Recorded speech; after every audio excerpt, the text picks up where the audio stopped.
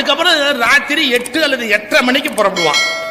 அப்ப மறுபடியும் அந்த கார்ல ஏறி உட்காந்து ஒரு 12 நிமிஷம் வீட்டுல போய் அப்படியே இறங்கிடுவான். 24 நிமிஷம் தான் அந்த பென்ஸ். அவனுக்கு ஒரு டிரைவர் இருப்பான்.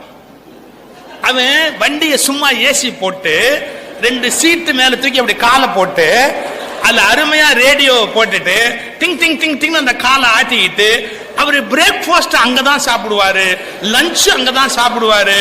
அப்புறம் வேணும்னு தோணுச்சுன்னா கார் எடுத்துட்டு போய் அவருக்கு சிகரெட் வாங்கிட்டு வருவார். அவருக்கு வாங்கிட்டு வருவாரு.